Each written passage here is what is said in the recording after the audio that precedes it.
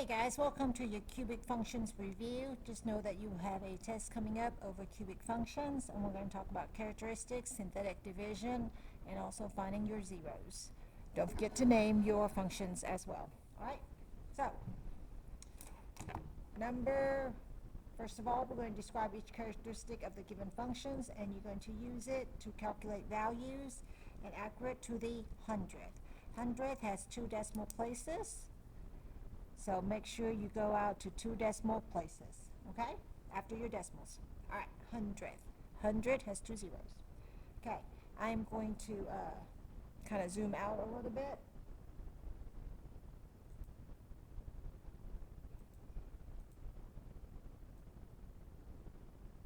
Okay, I'm going to zoom out a little bit for this part so you can kind of see the graph and everything else. All right, here we go.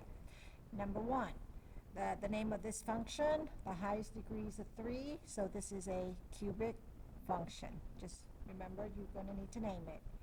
Your parameter A, that's the letter in front, the number in front of the cube, that number is a 1.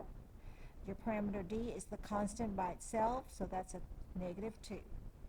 For a domain, you go far left to far right. It's always going to go from negative infinity to positive infinity, because you start on the left and you end on the right. There's your movement across, okay? Your range goes from low to high. So you're going to go from how low did it start? Negative infinity. How high did you start? Did you stop? Positive infinity. Or you can write 2 lines with the letter R representing all real numbers. Is this graph continuous? Yes. You never lift up your pencil, okay? We're not doing piecewise. Your limits is your end behavior. So x is approaching negative infinity. This never changes. You have to figure out the y. The right side will always come from the positive, and you have to figure out your y, just like that. All right, so if you'll look on the left, here is your left right here. It's pointing down, and down is negative infinity. On your right is pointing up, so it's positive infinity. Your x value never changed. The left will always come from negative, and the right is always approaching positive. Make sure you have your arrows. I'm going to skip x-intercept, and I will come back to that later because you're going to need a calculator, okay? Your y-intercept, it's always your letter D right here, so your y-intercept is a point. You're crossing at 0, -2. So make sure you write it as a point. Everything else will require us to use a calculator. First step, go to your calculator. As you can see, mine is right here, okay? And I'm going to go to y equal. I have cleared my calculator. Let's see if this, there you go, that shines a little bit better. Type in your equation, x raised to the 3rd, minus 2x squared, not negative, but minus 11x minus 2, okay? Make sure you check that you typed it in correctly. Now hit graph. Alright, as you can see where it's crossing the x-axis right here, and it shows you on your graph.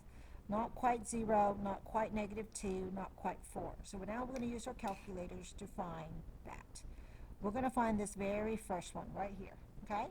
So you're going to hit second, calc. Do you see where it says 0, number 2? Go to what you're trying to find. I'm trying to find that point right there, the x-intercept. Notice it says left bound. Go left 2. 1, 2. Push enter. See how it says right bound?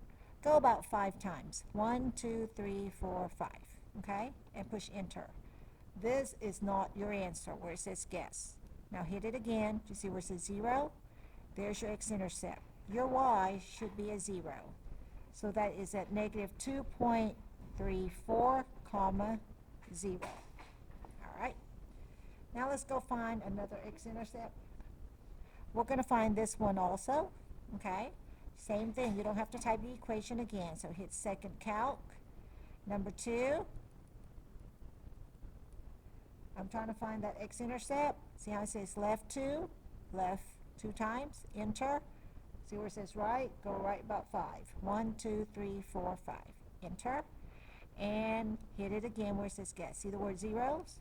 That tells you your next x-intercept. So negative 0.19, comma 0.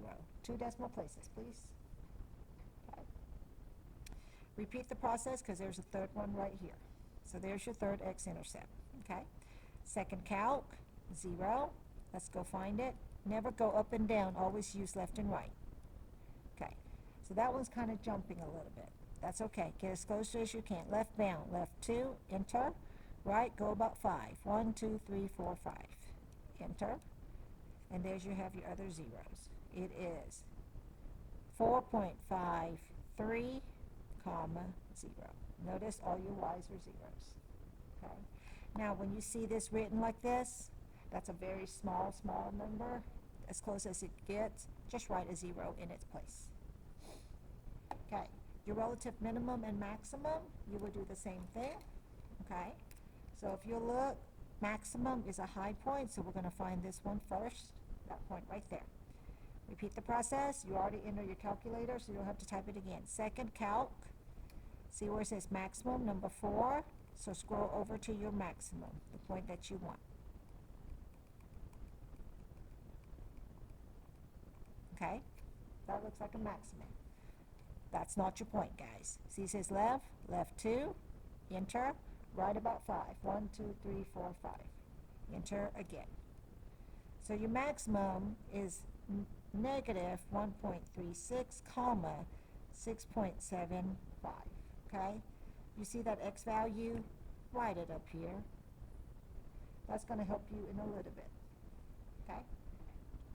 Next part, your relative minimum, same thing, second calc. Okay? Number 3 is your minimum. Now, notice we cannot see our graph here. So we need to change our window, or we can't do this part. So let's go ahead and change our window. Your x minimum right here is okay. X maximum's okay. Y maximum's okay. Y minimum is what you want to change. See how it's at negative 25? You might want to change it to negative 30 or even negative 40. It's up to you. You can go a little lower. If you can't see it on your calculator, you cannot find it. Okay, so this is the part we're trying to find, your minimum. So now hit second calc, go to minimum number 3. That's the point I want. Left bound, left 2. Right bound, 5. 1, 2, 3, 4, 5. Enter. See how it says minimum? There's your minimum. And your minimum is 2.69, comma, negative 26.5. Actually, that's 0. Okay? Round it up to be 0. 59 goes to 60. Okay? Write your x value right here. All right. Now we're going to look for our increasing and our decreasing. Okay? And you always start from the left. We read left to right. So from here to this point, what is your graph doing? It's going up. So I start increasing at negative infinity to that point. See why you write your x value? It's always your x. Okay? So you are increasing from here to here. Left to right.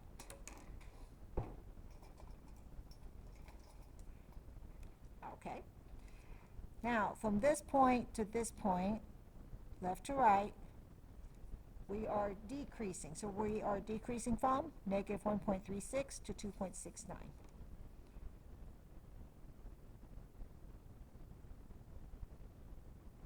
See that? Okay, go back up. Let's look at the graph. From here to the right, what are we doing? We are increasing. So from 2.69 to positive infinity, you are increasing. And there you have your number 1. Okay? We will go on to number 2 in the next video. Thank you.